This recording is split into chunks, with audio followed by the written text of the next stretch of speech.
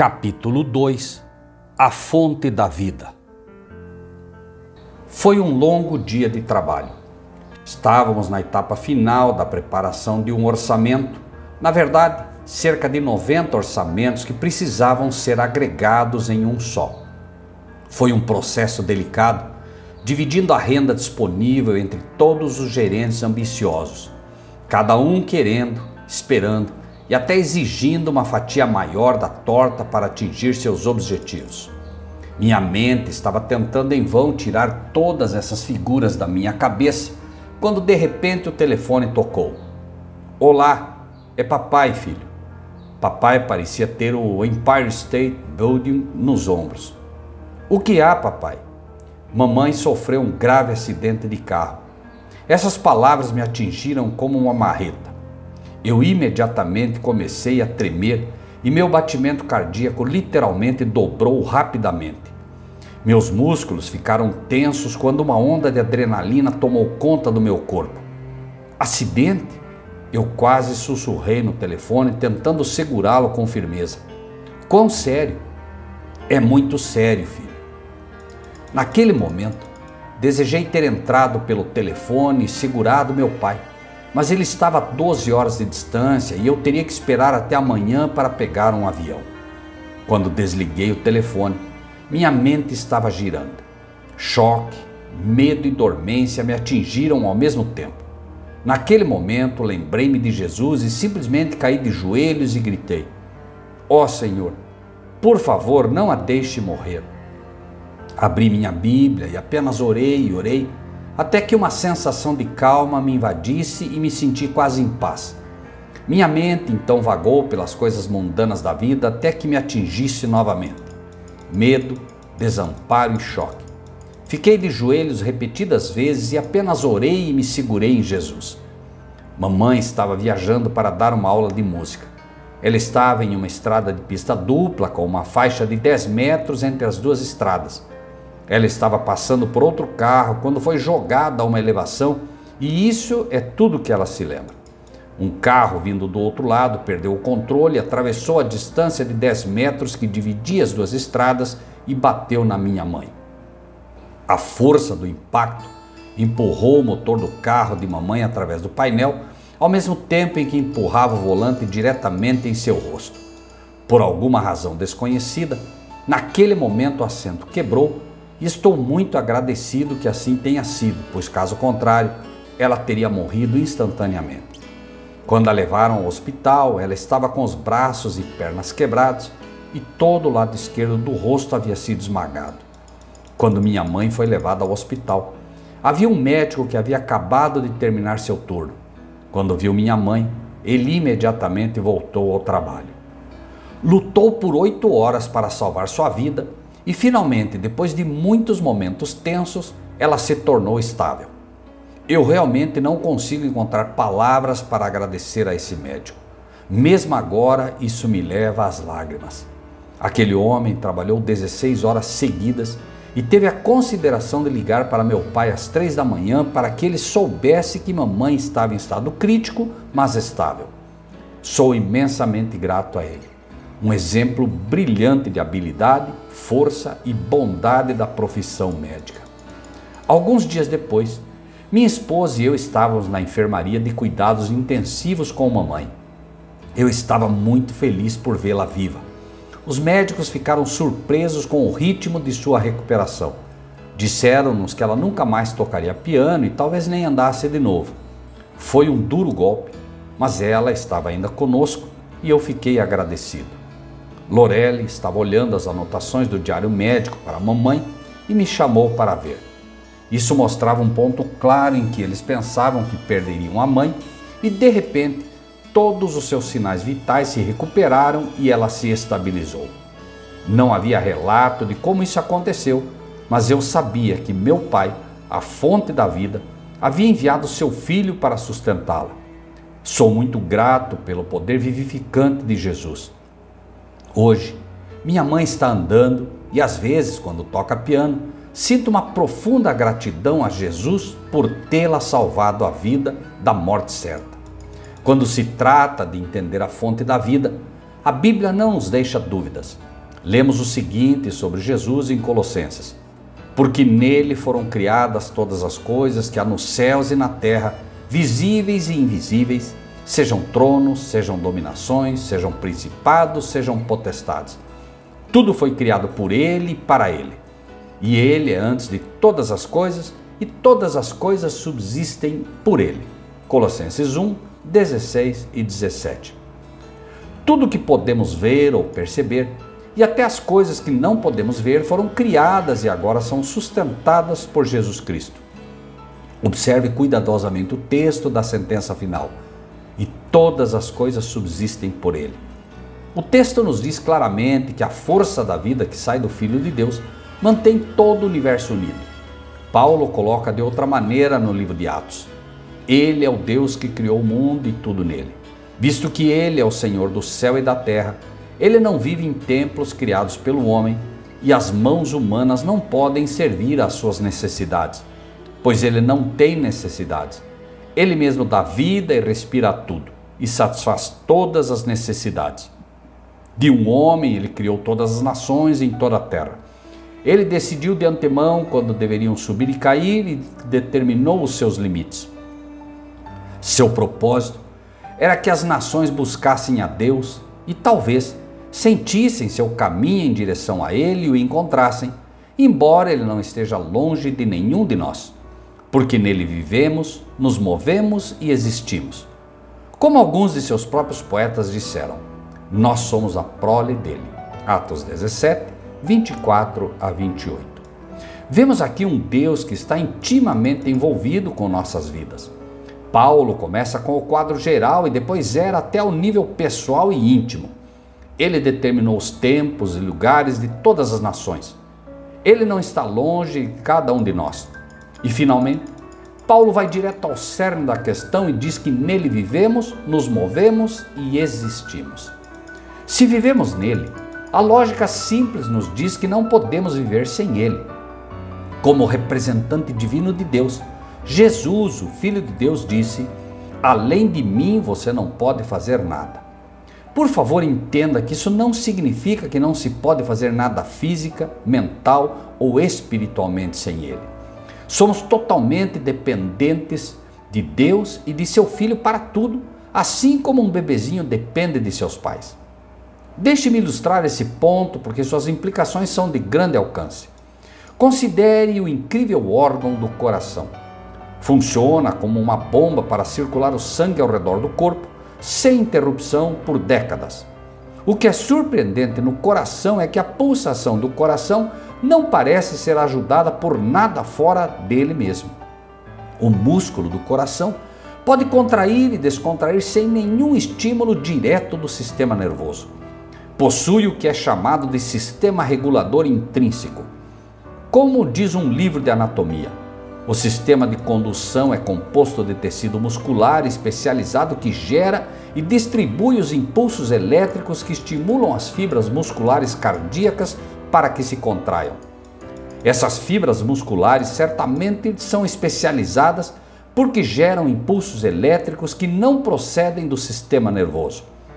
É absolutamente incrível que em nenhum lugar dos livros de anatomia se aborde a questão de como essas fibras musculares cardíacas produzem essa carga elétrica para que o coração possa se contrair. É chamado especializado e intrínseco. Mas como isso acontece e de onde vem essa energia? Aqui é onde o caminho se divide. A Bíblia nos diz que essa energia vem diretamente de Deus. Nele vivemos. Atos 17, 28. Mas Satanás diz que é inerente a nós. É simplesmente parte do processo biológico que possuímos como nosso, diz ele. Você certamente não morrerá. Gênesis 3, 4. Esta é uma questão fundamental. Ou é um ou é outro. Muitos cristãos tentam seguir o caminho do meio e dizem: sim, Deus fez tudo, mas é como um relógio de corda.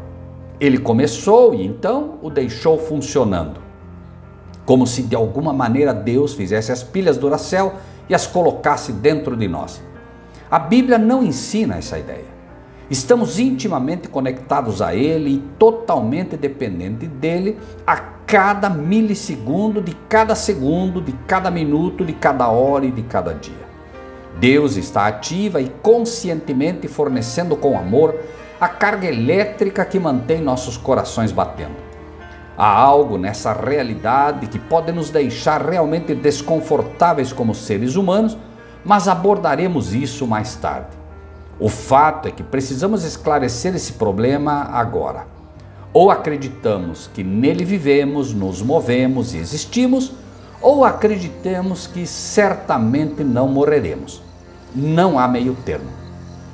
Por mais desafiador que isso possa ser para muitos de nós, lidamos apenas com a parte física da existência humana. Agora devemos considerar o aspecto mental e o aspecto espiritual.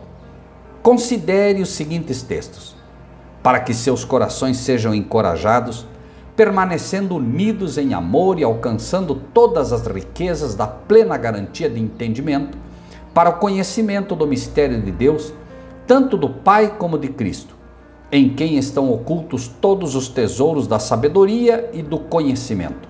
Colossenses 2, 2, 3. Então o Senhor falou a Moisés, dizendo: Veja, chamei Bezalel, filho de Uri, filho de Ur, da tribo de Judá, e eu o preenchi com o Espírito de Deus, em sabedoria, em entendimento, em conhecimento e em todo tipo de obra.